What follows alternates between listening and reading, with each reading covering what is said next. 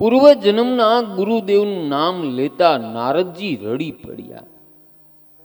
નારદજી કહેવા લાગ્યા, મારું કલ્યાણ એ જ મારા ગુરુદેવની ભાવના હતી. મારા ગુરુદેવને કોઈ સ્વાર્થ ન હતો. ખરેખર બહેનો ભાઈઓ, સાચા સંતો અને સાચા સદગુરુને કોઈ સ્વાર્થ હોતો નથી. નારદજી કહે, મેં નિશ્ચય કર્યો અને જપ શરૂ કર્યા. હું સતત જપ કરતો હતો. જપ સિવાય મને ચેન પડતું નહીં. હાલતા ચાલતા ઉઠતા બેસતા જપ કરતો હતો. હું જપ કરું તે મારી માતાને ગમતું ન હતું. તેમ છતાંય 12 વર્ષ સુધી મેં દ્વાદશ મંત્રનો જપ કર્યો. અને તે પછી એક દિવસ માતા ગૌશાળામાં ગઈ. ત્યાં માતાને સર્પ દંશ થયો. શુતજી મહારાજ સાવધાન કરે કે સર્પ અપરાધીને જ કરડે. માતાએ શરીરનો ત્યાગ કર્યો. પ્રભુએ કૃપા કરી મેં અનુગ્રહ માન્યો. મારા પ્રભુનો મારા ઉપર અનુગ્રહ થયો. માના શરીરને અગ્નિદાહ કર્યો. માના લૂણમાંથી હું મુક્ત થયો. મને આનંદ થયો. મારી પાછળ જે કાંઈ હતું એ બધું મેં માની પાછળ વાપરી નાખ્યું. મને ભગવાનમાં શ્રદ્ધા હતી કે માના ઉદરમાં જો પરમાત્મા મારું પોષણ કરતા હોય તો હું તો પરમાત્માનું સ્મરણ કરું. પરમાત્મા મારું ધ્યાન નહીં રાખે. બહેનો ભાઈઓ, પરમાત્મા તો વિશ્વંભર છે. નારદજી કહે, હું પરમાત્માનો છું તો ભગવાન મારું પોષણ નહીં કરે. મેં કોઈ દિવસ કાંઈ બચાવ્યું નહીં. કશું લીધા વગર પહેરેલ કપડે મેં ઘરનો ત્યાગ કર્યો. ઈશ્વરમાં મને શ્રદ્ધા હતી. અને બહેનો ભાઈઓ, ઈશ્વર તો નાસ્તિકનું પણ પોષણ કરે છે. પણ નાસ્તિક કહે, હું ઈશ્વરમાં માનતો નથી. પણ ઈશ્વર કહે, બેટા હું તને માનું એનું શું? એટલે નારદજી કહે, જેનું જીવન કેવળ ઈશ્વર માટે, તેને વળી સંગ્રહ કરવાની શું જરૂર? અને આ તો બધી બહેનો ભાઈઓ ઠાકોરજીની કૃપા એટલે લીલા લહેર છે. બાકી લાખમાંથી રાખ થઈ જતા કેટલી વાર. આ સંસાર ઠાકોરજીના ટેરવા ઉપર છે. ઠાકોરજીનો આધાર છે એટલે બધા સુખી છે. બાકી તો ફટકો પડે કે પનોતી બેસે એટલે ઘણાય ભગવાનને માનવા લાગે. હનુમાન ચાલીસાના પાઠ શરૂ થઈ જાય, તેલ સિંદૂર ચડવા લાગે. પણ ફટકો પડ્યા પેલા જે નર ચેતી જાય તે નર ડાયો કહેવાય. એટલે નારદજી કહે છે કે જે ઈશ્વરનો કાયદો પાળતો નથી, જે ધર્મને ધતિંગ કહે એવા નાસ્તિકનું પોષણ પણ ઈશ્વર કરે તો મારું પોષણ કનૈયો નહીં કરે. મેં કોઈ દી ભીખ માંગી નથી, પરંતુ મારા ઠાકોરજીની કૃપાથી હું કોઈ દિવસ ભૂખો રહ્યો નથી. મેં કોઈ વસ્તુનો સંગ્રહ કર્યો નથી. તેથી પણ મારા ભગવાને મને કોઈ દિવસ ભૂખો રાખ્યો નથી. નારદજી આગળ કહે કે ભગવાનનું સ્મરણ કરતો હું ફરતો હતો. 12 વર્ષ સુધી મેં અનેક તીર્થોમાં ભ્રમણ કર્યું. તે પછી ફરતો ફરતો ગંગા કિનારે આવ્યો અને મેં ગંગામાં સ્નાન કર્યું. એક પીપળાના ઝાડ નીચે બેસી હું જપ કરતો હતો. જપ ધ્યાન સાથે કરતો હતો. મારા ગુરુદેવે મને આજ્ઞા કરી હતી કે ખૂબ જપ કરજે. મેં જપ છોડ્યા નહીં. ગુરુદેવે કહેલું કે પ્રભુ દર્શન આપે તો પણ જપ છોડીશ નહીં. નારદજી કહે કે ગંગા કિનારે 12 વર્ષ રહ્યો અને 24 વર્ષથી હું ભાવના કરતો હતો કે કનૈયો મારી સાથે જ છે. આ મારા પૂર્વજન્મના પાપ ઘણા હશે, તેથી પ્રભુના દર્શન થતા નથી. છતાંય મને શ્રદ્ધા હતી કે એક દિવસ પ્રભુ મને દર્શન આપશે. એક દિવસ હું ધ્યાનમાં બેઠો હતો. મને એવી ભાવના થઈ, મને પ્રભુની ઝાંખી થાય તો કેવું સારું. અને કનૈયાએ કૃપા કરી. હું ધ્યાનમાં બેઠો હતો. મને સુંદર લીલો પ્રકાશ ધ્યાનમાં દેખાણો. હું જપ કરું છું અને પ્રકાશથી શ્રી કૃષ્ણ બાલકૃષ્ણની ઝાંખી મને થઈ. અને આ ઝાંખીનું વર્ણન કરવામાં સરસ્વતી માની પણ શક્તિ નથી. હું તો દોડ્યો અને શ્રી કૃષ્ણ પ્રભુના ચરણોમાં વંદન કરું, અને હું દોડ્યો વંદન કરવા ગયો તા તો પ્રભુ શ્રી કૃષ્ણ અંતર ધ્યાન થયા. મારા શ્રી કૃષ્ણ મને છોડીને ચાલ્યા ગયા. એટલામાં આકાશવાણી સંભળાણી કે હજુ તારા મનમાં સૂક્ષ્મ વાસના રહેલી, જ્યાં સુધી સૂક્ષ્મ વાસના હોય તેવા યોગીને હું દર્શન આપતો નથી. આ તો તારી ભક્તિને દ્રઢ કરવા મેં તને ઝાંખી આપી. આ જન્મમાં તને મારા દર્શન થશે નહીં. જોકે તારી ભક્તિથી હું પ્રસન્ન થયો છું. તારી ભક્તિને પુષ્ટ કરવા મેં તને દર્શન આપ્યા. હજી તારે એક જન્મ લેવાનો બાકી છે. તારા પાપ હજી બાકી છે. તે પછી તારો અવતાર થશે અને મારા દર્શન થશે. દ્રષ્ટિ અને મનને સુધારી સતત તું મારું જપ કરજે. જીવનભર સતત સત્કર્મ કરજે. ભજન વિનાનું ભોજન એ પાપ છે, અને સત્કર્મની કોઈ દિવસ સમાપ્તિ કરીશ નહીં. બહેનો ભાઈઓ, સત્કર્મની સમાપ્તિ કોઈ દી કરવી નહીં. તમે રોજ જે જપ કરતા હોય એ ડેઈલી જપ કરવો. મેં તમને કીધું ને કે હું જપનો મહિમા બતાવું. જપ કરવાથી કેટલા ફાયદા છે, ભગવાનનું નામ લેવાથી. તો એ દર્શન ધ્યાનથી બધાય કરજો. યાદ રાખજો બહેનો ભાઈઓ, દાન કરવાથી આપણા આંગણે જે ધન હોય ને એની શુદ્ધિ થાય છે. ધ્યાન કરવાથી આપણા મનની શુદ્ધિ થાય. સ્નાન કરવાથી આપણા શરીરની શુદ્ધિ થાય. માટે ધ્યાન તપ બહુ જરૂરી છે. એટલે કે ભગવાન શ્રી કૃષ્ણએ ગીતામાં કહેલું કે હું પોતે જપ યજ્ઞ કરું છું. અને યાદ રાખજો બહેનો ભાઈઓ, બધા યજ્ઞોમાં જપ યજ્ઞ શ્રેષ્ઠ છે. જપ એવો કરો કે રોમે રોમમાંથી પડઘો પડે. અરે રામદાસ સ્વામીએ દાસબોધમાં લખેલું કે જપ કરવાથી જન્મ કુંડલીના ગ્રહો પણ સુધરે છે. આપણું ભાગ્ય પણ બદલી જાય છે. એ 1 કરોડ જપ કરવાથી બહેનો ભાઈઓ તન સુધરે, એટલે આપણું આરોગ્ય સારું પ્રાપ્ત થાય. શરીરના જે કાંઈ રોગ હોય એ 1 કરોડથી નાબૂદ થાય છે. 2 કરોડ જપ કરવાથી દ્રવ્ય સુખ મળે, એટલે કે ધનની પ્રાપ્તિ થાય. માં લક્ષ્મી તમારા આંગણે આવે. 3 કરોડ જપ કરવાથી આપણું પરાક્રમ સિદ્ધ થાય. પરાક્રમ એટલે કે તમારા બાળકોને તમે ભણાવતા હોય અને તમારો એવો વિચાર હોય કે મારા બાળકોને ભણાવી અને સારી નોકરી અપાવી અથવા સારા પદ ઉપર લઈ જાઓ, તો 3 કરોડ જપ કરવાથી બહેનો ભાઈઓ તમારી ઈચ્છા જપ પૂરી કરી શકે. સિદ્ધિ મળે. 3 કરોડ જપ કરવાથી કીર્તિ મળે, નામ મળે. 4 કરોડ જપ કરવાથી સુખની પ્રાપ્તિ થાય. અને 5 કરોડ જપ કરવાથી જ્ઞાનની પ્રાપ્તિ થાય.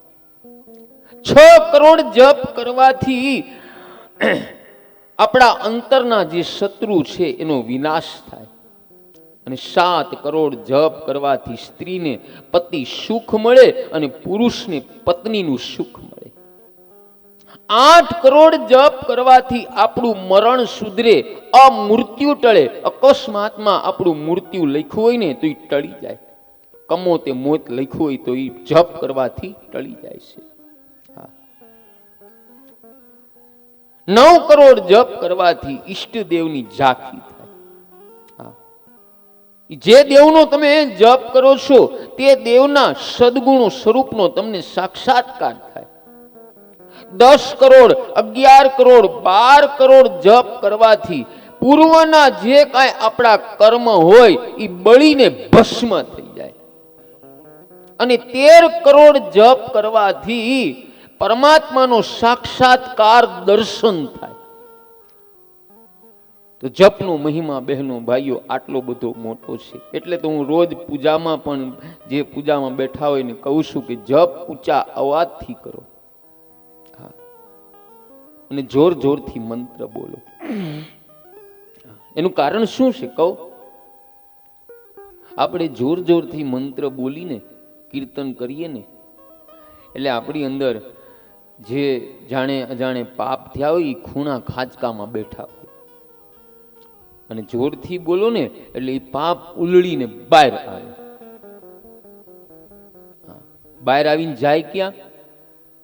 જે કથામાં આવ્યા હોય અને કીર્તન ન કરે, જપ માળા ન કરે, એની પાસે જાય પાપ. બીજાના પાપ આપણી પાસે શું કામ આવવા દેવા જોઈએ?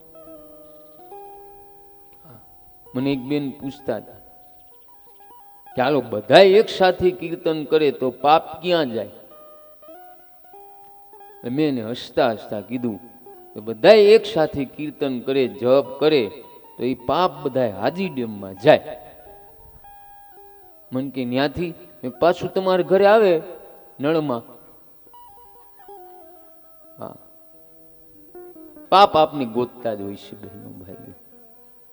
પાપથી મુક્ત થવા માટે નિત્ય જપ કરો. નારદજી આગળ કહે કે પછી હું ગંગા કિનારે રહ્યો. મરણ વખતે મને અનુભવ થયો હું આ શરીર નથી, આ શરીરથી જુદો છું. જડ અને ચેતનની ગ્રંથિ છૂટી ગઈ. આત્મા શરીર નથી, શરીરથી આત્મા જુદો છે. આ સૌ જાણે છે, પણ અનુભવે કોણ? કેટલાક જ્ઞાનીઓ અનુભવ કરવા માટે ભક્તિની જરૂર છે. ભક્તિથી જ્ઞાનનો અનુભવ થાય છે. નારદજી આગળ કહે, આખું જીવન જેની પાછળ ગયું હશે એ જ અંતકાળે યાદ આવશે. અંતકાળ સુધી નારદજી કહે મારો જપ ચાલુ હતો, જપની પૂર્ણાવતી ન હોય, જપની સમાપ્તિ ન હોય. અંતકાળમાં શ્રી કૃષ્ણનું પ્રભુનું ચિંતન મનન કરતા મેં મારો દેહ છોડ્યો. મારી બુદ્ધિ, વાણી અને મન પ્રભુ શ્રી કૃષ્ણમાં લીન થઈ ગયા અને ભાગ્યના બળે મારો નાશવંત દેહ છૂટ્યો અને ભગવાને કૃપા કરી અને પોતાનામાં કાયમિક માટે મને સમાવી લીધો અને એક કલ્પ પૂરો થયો. શ્રી હરિ ત્રણેય લોકને સમેટી લઈ અને ક્ષીર સાગરમાં શયન કરવા ગયા. ત્યાર પછી 1000 યુગ પછી ભગવાન વિષ્ણુ નારાયણ યોગ નિંદ્રામાંથી જાગૃત થયા અને બ્રહ્મદેવે આ જગતને ફરીથી રચવાનો સંકલ્પ કર્યો. ત્યારે મરીચી ઋષિ અને અન્ય ઋષિ સાથે હું પણ ઉત્પાદન થયો. બોલો નારદ ભગવાન કી. બહેનો ભાઈઓ, જે 23 અવતારો આવે છે એમાં નારદજી પણ એક અવતાર બતાવવામાં આવે. નારદજી સંતનો અવતાર છે. સંત કેને કહેવાય? કે જે લોકોને ધર્મના માર્ગે વાળે, અધર્મના કેડેથી દૂર હટાવી દે, એને સંતો કહેવાય. સંતો સત્સંગ કરે, સહન કરે, અને સંતોનો સ્વભાવ એક હરખો હોય એને સંત કહેવામાં આવે. ઘડીએ ને ઘડીએ રિહાઈ જતા હોય તો એને સંતો ન કહેવાય. નારદજી આગળ કહે, રાધા કૃષ્ણનું ચિંતન કરતા મેં દેહ છોડ્યો. મારું મૃત્યુ મેં જોયું, પૂર્વ જન્મના કરેલા પાપનું અને ધર્મનું ફળ મને મળ્યું. આ જન્મ મને મળ્યો અને મને મૃત્યુનું કષ્ટ ન થયું. તે પછી હું બ્રહ્મજીને ત્યાં જન્મ્યો અને પૂર્વ જન્મના ભોગ ભોગવવાનું આ જન્મમાં મને મળ્યું. પૂર્વ જન્મમાં કરેલા ભજનથી મારું મન સ્થિર થયું. મારું મન સંસાર તરફ જતું નથી, મારું મન ચંચળ થતું નથી. હું સતત પરમાત્માનું દર્શન કરું અને એક દિવસ હું ગોલોક ધામમાં ગયો જ્યાં રાસલીલા અને રાધા કૃષ્ણના મને દર્શન થયા. હું પણ શ્રી કૃષ્ણ કીર્તનમાં ભાવ વિભોર થયો અને કીર્તનમાં મને અતિ આનંદ આવ્યો અને રાધાજીની ભલામણથી શ્રી કૃષ્ણએ મને પ્રસાદ આપ્યો અને હું ધન્ય થયો. વ્યાસજીએ પૂછ્યું કે ભગવાને તમને પ્રસાદમાં શું આપ્યું? નારદજીએ કહ્યું કે પ્રસાદીમાં મને ભગવાને વીણા આપી આ વીણા જાતે જુદા જુદા સુરોમાં આલાપ આપે. મહાવિષ્ણુની કૃપાથી ત્રણેય લોકમાં હું સ્વતંત્ર વિહાર કરું અને સપ્ત સુરોના સંયોગની સાથે હું પ્રભુના ગુણ ગાતો ફરું છું. બહેનો ભાઈઓ, યાદ રાખજો, કથા સાંભળવાથી ભક્તિને બળ મળે છે. અને ભગવાનની ભાવના આપણી અંદર જાગે છે. ભગવાનના સદગુણો રૂપી કથા સાંભળવાથી આપણા મનની અંદર, બહેનો ભાઈઓ, શૂન્યતાનો અનુભવ થાય છે અને સાત્વિક ભાવ જાગે છે. ધીરે ધીરે ભક્તિની એવી ભૂમિકા ઉચ્ચ પદે પહોંચે કે બ્રહ્મ સ્મરણ કરતા કરતા જીવ પ્રભુમય બની જાય છે. નારદજી કહે કે ભગવાને મને તંબુરો આપ્યો અને પ્રભુએ મને કહ્યું કે કીર્તન કરો અને ત્રણેય લોકમાં ફરો અને મારાથી વિખૂટા પડેલા જીવોને મારા તરફ લઈ આવવાનું કામ કરો. યાદ રાખજો બહેનો ભાઈઓ, ભગવાનને કીર્તન ભક્તિ અતિશય પ્રિય. નારદજી કહે, વીણા સાથે હું જગતમાં ભ્રમણ કરું અને અધિકારી જીવોને પ્રભુ તરફ લઈ જાઉં છું. યાદ રાખજો બહેનો ભાઈઓ, સમુદ્રમાં એકાદી ડૂબકી મારવાથી કાંઈ રસ્તા મળતા નથી, પણ વારંવાર ડૂબકી મારવાથી એકાદો રસ્તો મળી જાય છે. નારદજી કહે, એ રીતે કોઈ ધ્રુવ કે કોઈ પ્રહલાદ મને મળે એને હું ભગવાન તરફ લઈ જાઉં છું. નારદજી આગળ કહે, મારા ઠાકોરજીનું કામ હું પૂરી નિષ્ઠાથી કરું છું. તેથી હું ઠાકોરજીને પ્રિય છું. સત્સંગમાં મેં ભાગવત કથા સાંભળી. શ્રી કૃષ્ણની એ કથા સાંભળ્યા પછી મેં કૃષ્ણ કીર્તન કર્યું અને મારા કૃષ્ણ પ્રેમને પુષ્ટ કર્યો. હવે હું જ્યારે ઈચ્છું છું ત્યારે કનૈયો મને ઝાંખી આપે અને મારી સાથે નાચે છે. બહેનો ભાઈઓ, નામદેવજી મહારાજ આપણા ભારતમાં થઈ ગયા. નામદેવજી મહારાજ કીર્તન કરતા ને ત્યારે કનૈયો નામદેવની સાથે નાચતો હતો. પણ કીર્તનમાં નાચે ભગવાન ક્યારે? જ્યારે આપણે કીર્તન કરતા કરતા સંસારનું ભાન વિસરાય, ભૂલાય ને ત્યારે આપણે કીર્તનમાં અને જપમાં આનંદ આવે. જ્યારે જીભથી કૃષ્ણ કીર્તન થાય, મનથી પ્રભુનું ચિંતન થાય અને દ્રષ્ટિથી ભગવાનના દર્શનને નિહાળો, તો તમને કીર્તનમાં અને જપમાં આનંદ મળે. અને આ કળિયુગમાં બહેનો ભાઈઓ, નામ સ્મરણ કીર્તન એ જ ઉગરવાનો એકમાત્ર માર્ગ છે. કીર્તન કરવાથી મનના પાપ બળે, આપણું હૃદય શુદ્ધ થાય અને પરમાત્મા હૃદયમાં આવે અને પરમાત્માની પ્રાપ્તિ થાય. અને કથામાં એ કીર્તન થવું જોઈએ. કીર્તન વગર કથા પરિપૂર્ણ થતી નથી. આ કલિયુગમાં બહેનો ભાઈઓ, સ્વરૂપ સેવા જલ્દી મળતી નથી, પણ સ્મરણ સેવા તરત મળે છે. નામ સેવા તમને તરત મળે છે. નામ સેવા તરત મળે. તો આવો આપણે એવું સુંદર મજાનું કીર્તન કરી પરમાત્મા શ્રી કૃષ્ણને કહી કે જેવો નારદજીને ભક્તિનો રંગ લાગ્યો એવો અમને પણ રંગ લાગે, એવી અમારી પ્રાર્થના છે. રામ કૃષ્ણ હરે રામ કૃષ્ણ હરે રામ કૃષ્ણ હરે રામ કૃષ્ણ હરે. બોલો, આંખો બંધ કરી.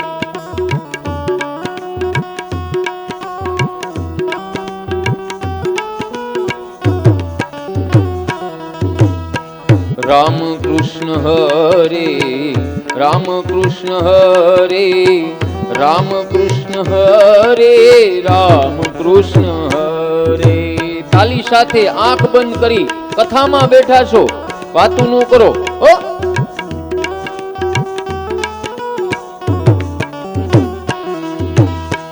રામ કૃષ્ણ હરે રામ કૃષ્ણ હરે રામ કૃષ્ણ હરે રામ કૃષ્ણ હરે.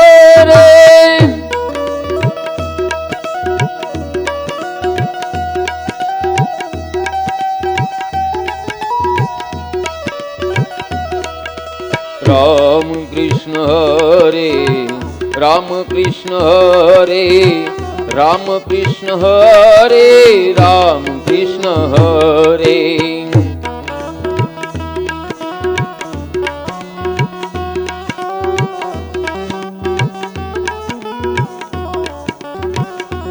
મનવા હરી હરી બોલ, મનવા હરી હરી બોલ. બોલો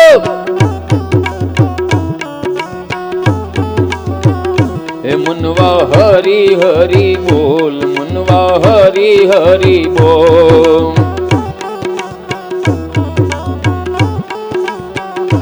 મનવા હરી હરી બોલ, મનવા હરી હરી બોલ.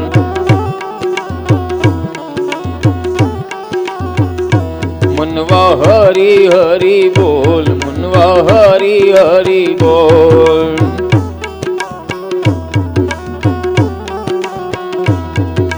મુકુંદ માધવ મનવા હરી હરી બોલ.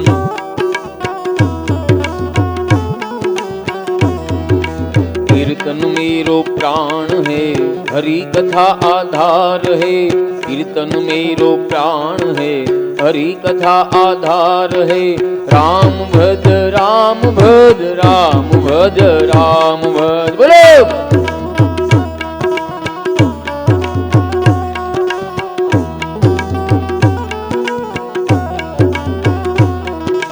कीर्तन मेरो प्राण है, हरि कथा आधार है. कृष्ण भज कृष्ण भज, कृष्ण भज कृष्ण भज.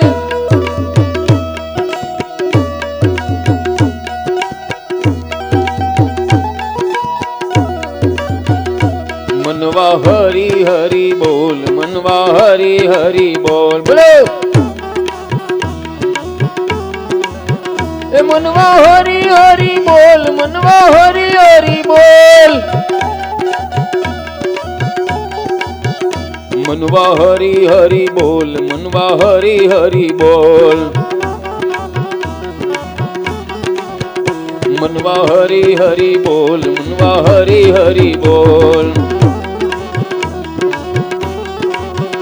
मनवा हरि हरि बोल, मनवा हरि हरि बोल. मनवा हरि हरि बोल, मनवा हरि हरि बोल. मनवा हरि हरि बोल, मनवा हरि हरि बोल. मनवा हरि हरि बोल, मनवा हरि हरि बोल.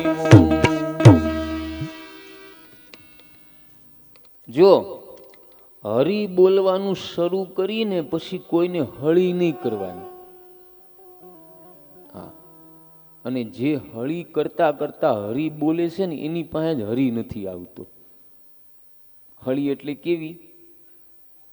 આપણા પાડોશીમાં અચાનક સારો બંગલો બનાવે, લે આને અચાનક ક્યાંથી આવી ગયું છે, ક્યાં ચોરી કરવા ગયા છે, આ હળિયું કહેવાય.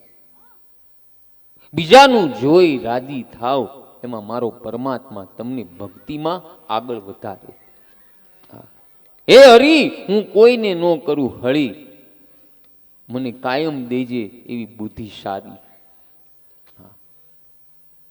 ઘણા જપ તો કરતા હોય, પણ જપ કરતા કરતા મનમાં દ્વેષ હોય, બીજા પ્રત્યે નફરત હોય, એવા લોકોના જપ કોઈ દી સફળ થતા નથી. યાદ રાખજો. પછી મહાઋષિ વ્યાસજી નારદજીને કહે કે હવે આપ જ કથા કરો અને હું તે લખી લઉં. નારદજી કહે તમને કોણ કથા સંભળાવે, તમે તો સ્વયં નારાયણના અવતાર છો, તમે બધું જાણો છો. તમે હવે સમાધિમાં બેસો અને જે દેખાય તે લખી લેજો. પછી નારદજી નારાયણ નારાયણ કરતા બ્રહ્મલોકમાં પધાર્યા છે. શૌનક ઋષિ કહે કે હે સૂતજી, નારદજી અને વ્યાસજીની સત્સંગની કથા તમે અમને સંભળાવી, તેથી અમારું મન પ્રસન્ન થયું. નારદજીની વિદાય પછી વ્યાસજીએ શું કર્યું તે કથા હવે અમને સંભળાવો. સૂતજી મહારાજ કહે કે મહાઋષિ વ્યાસજીએ પવિત્ર ગંગા જળનું આચમાન કર્યું. વ્યાસજી પ્રાણાયામ કરે અને વ્યાસજીને દિવ્ય પ્રકાશ દેખાણો અને સમાધિ લાગી અને પ્રકાશમાં શ્રી વૃંદાવન ધામના દર્શન થયા. ભગવાન શ્રી કૃષ્ણની બાલ લીલાના દર્શન થયા છે. અને ભાગવત કથા વેદ વ્યાસ ભગવાને પછી લખી છે. 18,000 શ્લોકનો આ ભાગવત ગ્રંથ બનાવ્યો. ભાગવત એ પરમ હંસોની હંસિતા છે. રાજા પરીક્ષિતને નિમિત્ત બનાવીને આ સંસારના મનુષ્યને પ્રેમ પ્રભુના પાઠ ભણાવ્યા. યાદ રાખજો બહેનો ભાઈઓ, ભાગવત કથા મૃત્યુ લોકના માનવીને કાળના મુખમાંથી ઉગારનારી છે. હા, અને શ્રી કૃષ્ણના ચરણોમાં તરબોળ કરી દેશે. અને એવું નથી કે ભાગવત કથા કેવલ માણસ મરે એની પાછળ જ કરવી. જીવતા પણ ભાગવતમય જીવન જીવો. પણ ઘણા એવી ઈચ્છા રાખે, કેવી કે હું ગુજરી જાવ ને પછી મારી વાહે મારા છોકરાઓ કથા કરશે. એવી આશા હું કામ રાખવી જોઈએ? આટલી મોટી જવાબદારી દીકરા ઉપર નાખીને હું કામ જાવી જોઈએ? પણ જીવતા જ ભાગવતમય જીવન જીવો ને તો બેડો પાર છે. બેડો પાર છે. સુતજી મહારાજ કહે કે સુખદેવજી ઉત્તમ વક્તા છે. સુખદેવજી મહારાજ પરીક્ષિત રાજાને કથા કહી સંભળાવી રહ્યા. સુતજી મહારાજ કહે કે મારા ગુરુદેવે મને જે કથા કહી છે તે જ કથા હું તમને સંભળાવું છું, માટે સાંભળો અને શ્રવણ કરો. હવે હું તમને પરીક્ષિતના જન્મ, કર્મ અને મોક્ષની તથા પાંડવોના મોક્ષની કથા કહું છું. બહેનો ભાઈઓ, યાદ રાખજો, શુદ્ધિ 5 પ્રકારની છે. આ કથાને એક પંચ અધ્યાય કહે છે. પેલી શુદ્ધિ ચિત્તની બતાવી છે. આપણું ચિત્ત શુદ્ધ હોવું જોઈએ. ચિત્તમાં નકારક વિચાર હોય તો એ સારું નહીં. યાદ રાખજો બહેનો ભાઈઓ, ચિત્ત શુદ્ધિ જેવું એક તપ જ નથી. જેનું ચિત્ત શુદ્ધ છે ને એને બીજું કાંઈ તપ કરવાની જરૂર નથી. અરે આખો દિવસમાં તમે 100 ખરાબ વિચાર કરો અને સૂતી વખતે એક સારો વિચાર કરો ને એટલે 100 વિચારને બાળીને ભસ્મ કરી દે. આટલી શક્તિ છે શુદ્ધ વિચારમાં. બીજી માતૃશુદ્ધિ બતાવી. એ માતા પિતાની બહેનો ભાઈઓ શુદ્ધિ હશે ને, માતા પિતાના સારા સંસ્કાર હશે ને, એના બાળકમાં ઉતરી આવશે. માતા પિતાના સંસ્કાર બાળકમાં આવે. યાદ રાખજો. સવારે મને એક વડીલ બહેન પૂછવા આવ્યા હતા કે મારી પુત્ર વધુને સારા દિવસો છે તો આ સમયમાં એ પૂજામાં સવારે બેસી શકે? આ સમય જ છે પૂજામાં બેસવાનો. કારણ કે બાળકની પેલી ગુરુ હોય ને તો એની માતા છે. કારણ કે માના ઉદરમાં જે બાળક આવ્યું છે, જે જીવ આવ્યો છે, એ 84 લાખમાં ભટકતો મનુષ્યોનીમાં આવ્યો છે. એટલે એ માને, એ આત્માને, જીવને સંસ્કાર આપવાના છે કે કૂતરા, બિલાડા, મીંદડામાં, ગધેડામાંથી તું ફરતો મનુષ્યોનીમાં આવ્યો છો, એટલે માટે મનુષ્ય થઈને તું આ સંસારમાં જીવજે. એટલે પેલી ગુરુ હોય ને બાળકની એની માં છે. ત્રીજી વંશ શુદ્ધિ. વંશ શુદ્ધિની પણ બહુ જરૂરી છે. જેના વંશમાં શૂરવીરો, દાતારો, ભક્તો, સંતો થયા હોય પછી એના વંશમાં બહેનો ભાઈઓ સારા જ ફૂલ રાખી લેશે. ચોથી અનશુદ્ધિ છે. ભક્તિમાં જેને આગળ વધવું હોય એને અનશુદ્ધ જરૂરી છે. જ્યાં ત્યાં ખાવું નહીં, બજારમાં ખાવું નહીં. અને જેને ભક્તિમાં બહુ અતિ આગળ વધવું છે એના માટે બતાવ્યું છે લસણ, ડુંગળી, મૂળો, તરબૂચ, ગાજર, હિંગ, આ બધું છોડવું પડે. આ ભક્તિમાં બાધક છે. અને એ પણ યાદ રાખજો કે લસણ, ડુંગળી હમણાંથી ભક્તિ ક્ષેત્રમાં બંધ કરવામાં આવ્યું નથી. અનાદિ કાળથી, સતયુગથી આ લસણ ડુંગળી આવેલા છે. ત્યારથી લસણ અને ડુંગળી છે ને અમુક શાસ્ત્ર બતાવે છે કે એ રાક્ષસોના મળ અને મૂત્ર છે. એનાથી ડુંગળીનો અને લસણનો ઉત્પાદન થયું છે. જ્યારે સમુદ્ર મંથન થયું ત્યારે રાહુ અમૃત પી ગયો ને, અને ભગવાન વિષ્ણુએ સુદર્શન ચક્રથી એનું મસ્તક કાપી નાખ્યું, અને એનું જે રક્ત પડ્યું ને એમાંથી ડુંગળી બનેલી છે. એટલે લસણ ડુંગળી ભક્તિમાં બાધક છે. કારણ કહું, એનો સ્વભાવ તામસી છે. હવે લસણ, ડુંગળી, મૂળો અને દૂધ, આ ચારેય વસ્તુ તમે રાત્રે ખાધી હોય, તમે તો સૂઈ ગયા હોય, પણ આ ચારેય જણા બથોબથ પેટમાં આવ્યા હોય. ડુંગળી કે મારે પેલા નીકળવું છે, મૂળો કે મારે નીકળવું છે, લસણ કે મારે નીકળવું છે, દૂધ કે હું પાતળું છું ગમે ત્યારે નીકળી શકીશ. ભક્તિમાં બાધક છે.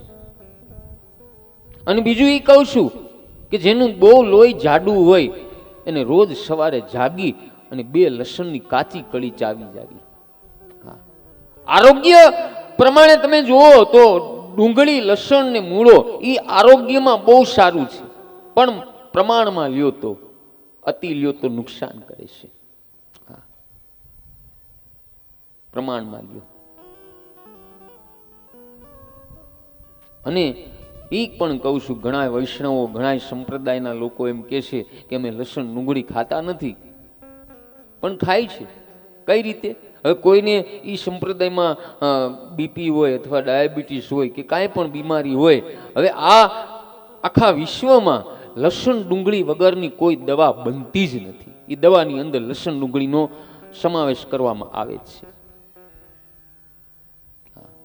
પણ આપણે ભાયડાનું ઝેર છે, ગોળીમાં આપણે નથી લસણ ડુંગળી જોતા એટલે આખું વીચીને પી જાય છે. ખાવ માપે ખાવ. હું તો જવાબદારી પૂર્વક કહું છું બહેનો ભાઈઓ. હા, ટીકડા ખાવા એના કરતા આ આયુર્વેદિક દવા જ છે, કાયદેસર પીવો. 5મી આત્મશુદ્ધિ બતાવી છે. આત્મા પણ શુદ્ધ હોવો જોઈએ, કારણ કે 84 લાખમાંથી ભટકતો ભટકતો આત્મો આવ્યો છે. હા, આત્મો શુદ્ધ હોવો જોઈએ. આ 5 શુદ્ધિ દર્શનની આતુરતા જગાડે. આતુરતા, જિજ્ઞાસા વગર કોઈ કામ થતું નથી. તો ઈશ્વર દર્શન ક્યાંથી થાય? ઈશ્વર દર્શન ક્યાંથી થાય? હવે આમાં પાંડવોના યુદ્ધની કથા છે. કૌરવો અને પાંડવોનું ભયંકર યુદ્ધ થયું.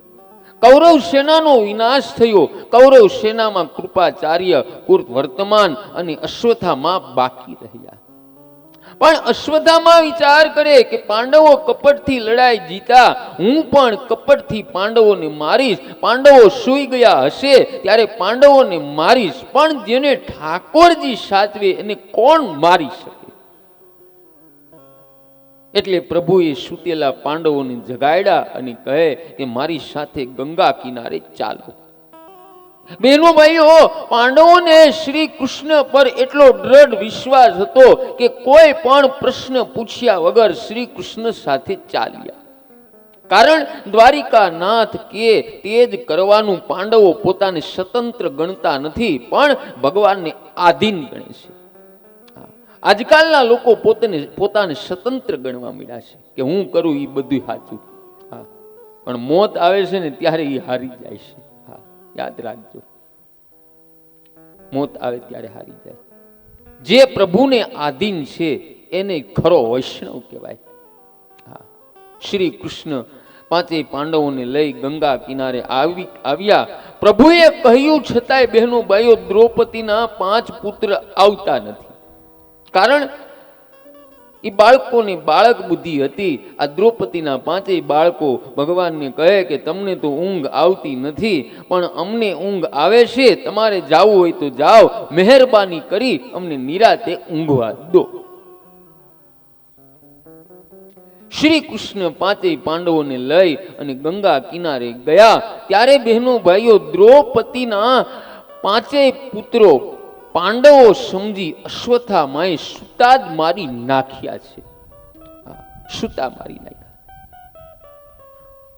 અને જ્યારે બહેનો ભાઈઓ મનુષ્ય ઉપર દુઃખ આવે છે ને ત્યારે જ ભગવાનને યાદ કરે છે. કારણ કે દુઃખમાં એને ડાપણ આવે છે. હું કાયમ કહું છું બહેનો ભાઈઓ, ભગવાન પાસે એકાદું દુઃખ માગજો જેથી આપણી અકલ ઠેકાણે રહે. શું કામ? જે સર્વે પ્રકારે સુખી થયો તે દીન થઈને કોઈને નમતો નથી.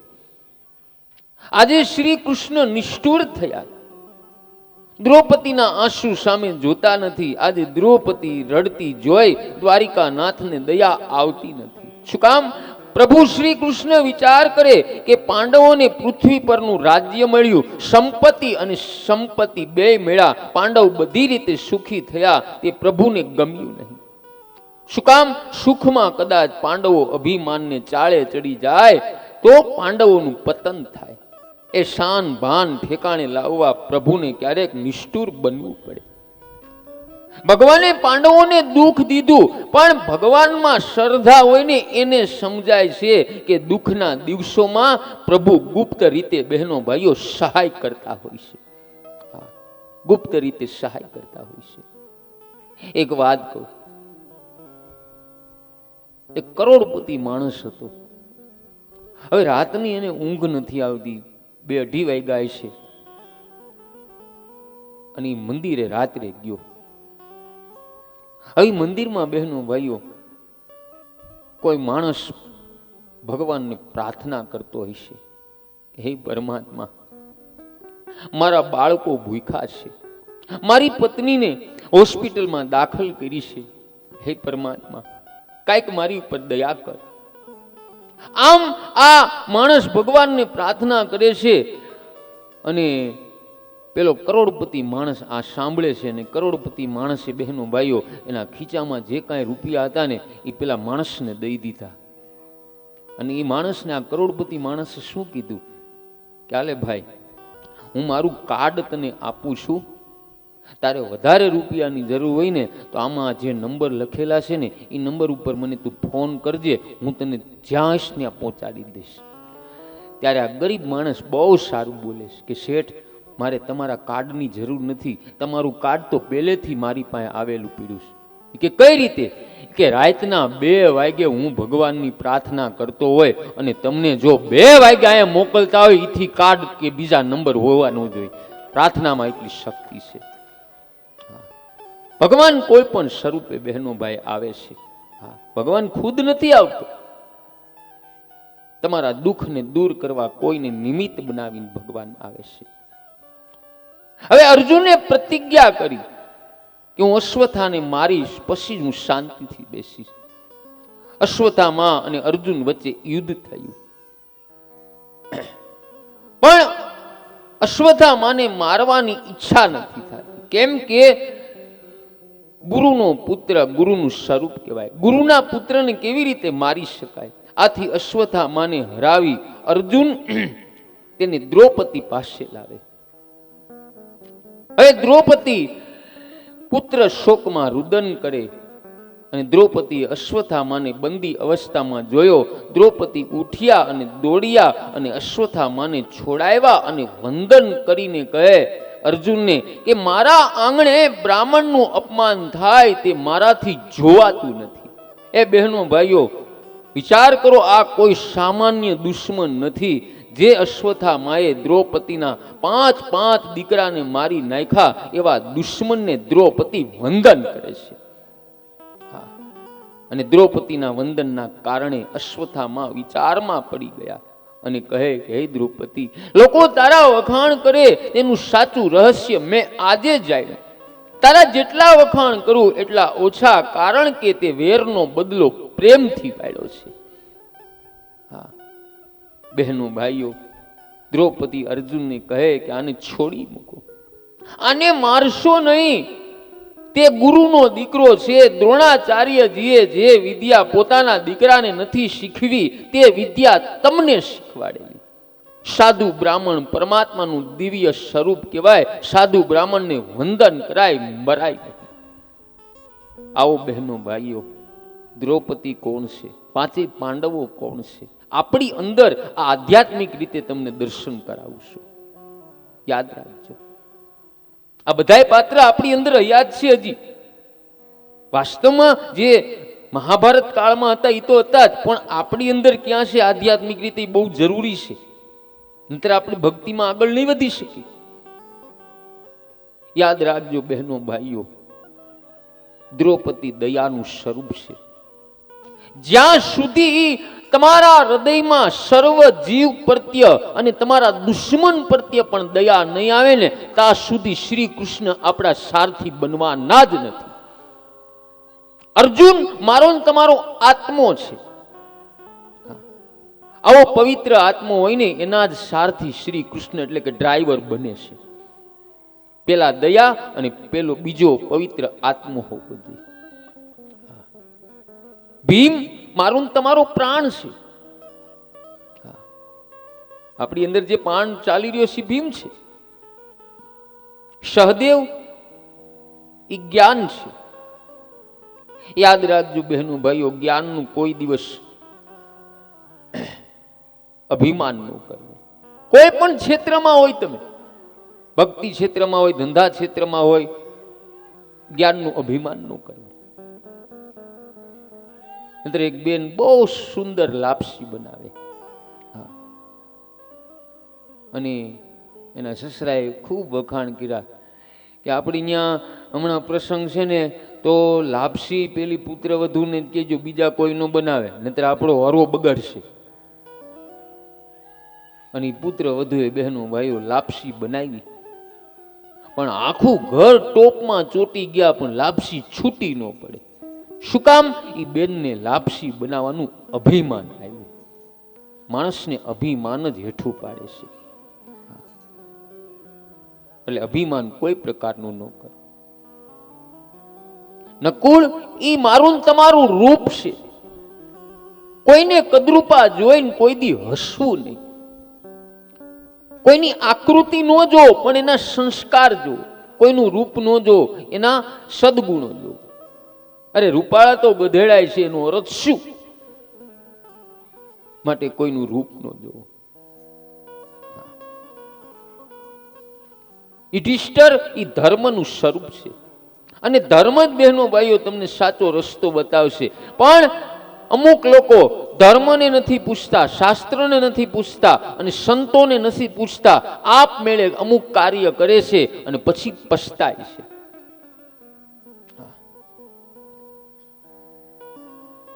દ્રૌપદી અર્જુનને કહે કે આને મારશો નહીં. અશ્વત્થામાને બચાવ્યો અને અર્જુનને કહે આને મારવાથી મારા દીકરાઓ જીવતા નથી થવાના. પરંતુ અશ્વત્થામાને મારવાથી વધુ એક માતા દીકરા વગરની જરૂર થશે અને એની માતા ગૌતમીને દુઃખ થશે. મારા તો પતિ છે, ગૌતમી માતા વિધવા છે, એક માત્ર પુત્રના સહારે જીવે. પુત્ર મરશે તો ગૌતમી માતાને જીવવાનો કોઈ આધાર રહેશે નહીં. તે કહેશે કે હવે મારાથી ન જીવાય. બહેનો ભાઈઓ યાદ રાખજો, કોઈના આશીર્વાદ ન લેવાય તો વાંધો નહીં, પરંતુ કોઈનો નિશાસો તો લેવો જ નહીં. તેમાં જ મનુષ્યનું કલ્યાણ છે. એ જાતે રડો પણ બીજાને રોવરાવશો નહીં. આવું જેનું જીવન હોય એટલે માનવાનું બહેનો ભાઈઓ કે આ દ્રૌપદી આના હૃદયમાં ઉતરેલ છે. પાંચેય પાંડવો આના હૃદયમાં ઉતરેલા છે. હવે ભીમ કહે કે બાળ હત્યારા ઉપર દયા ન કરાય. અને અર્જુનની પ્રતિજ્ઞાનું શું? અર્જુન બે ઘડી મૂંઝવણમાં મુકાયો ત્યારે શ્રી કૃષ્ણ ભીમને કહે કે ભીમ, દ્રૌપદી જે કહે તે બરાબર છે. ત્યારે ભીમ કહે કે પાપીને મારવામાં કોઈ પાપ નથી. ત્યારે શ્રી કૃષ્ણ ભગવાન કહે કે બ્રાહ્મણને અપમાનિત કરો, બ્રાહ્મણનું અપમાન મરણ તુલ્ય છે. અશ્વત્થામાને અપમાન કરીને કાઢો. અને શ્રી કૃષ્ણના વચન અનુસાર અર્જુને તલવાર લઈ અશ્વત્થામાના માથા ઉપરનો મણી કાઢી લીધો છે. હવે અશ્વત્થામાને આ અપમાન મરણથી પણ વધારે તુલ્ય લાગ્યું. અશ્વત્થામા વિચાર કરે કે હું આનો બદલો જરૂર લઈશ. ઉત્તરાના પેટમાં ગર્ભ અને ઉત્તરા સર ગર્ભા અને ઉત્તરા પાંડવ કુળની પુત્ર વધુ છે.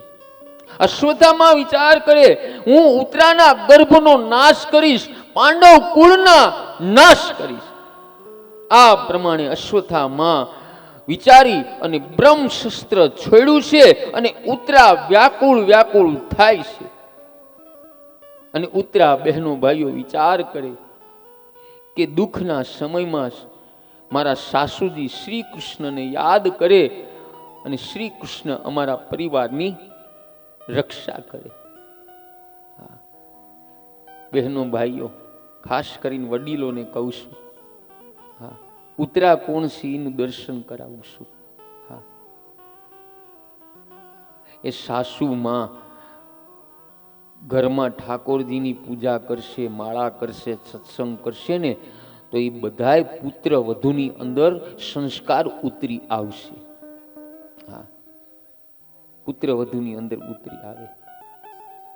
હવે સાસુમાં જ સોફા ઉપર બેઠા બેઠા ટીવીના રિમોટ તોડતા હોય તો એ પછી પુત્ર વધુમાં શું આવે?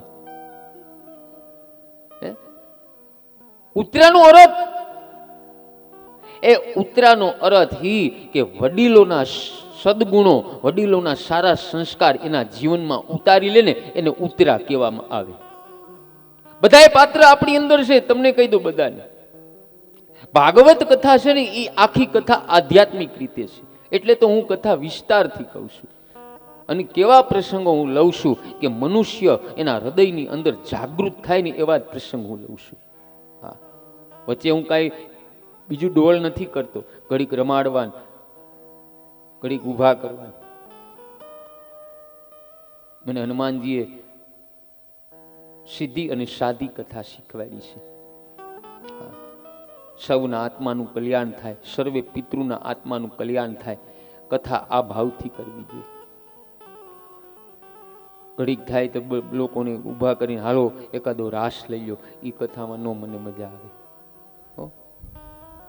ઘણા કહે છે કે મેં તો લાખો રૂપિયા કથામાં બગાડ્યા, બહુ મોટું કર્યું, પણ કોઈ દી પૂછ્યું છે તમારા પિતૃને અંદર ખાને અંતરિકથી કે તમારા પિતૃને મોક્ષ ગતિ મેળી છે કે નથી મેળી? ગમે એટલો ખર્ચો કરો પણ વિધિપૂર્વક કથા ન કરવામાં આવે ને તો એ કાર્ય અધૂરું છે, અધૂરું છે. મનોરંજન વધારી દીધું છે કથામાં બહેનો ભાઈઓ. હા, સાચી કથા ઘટી ગઈ છે, મનોરંજન વધી ગયું છે. ઉત્તરા કોણ છે, પાંડવો કોણ છે તો કઈ બતાવવામાં આવતું જ નથી.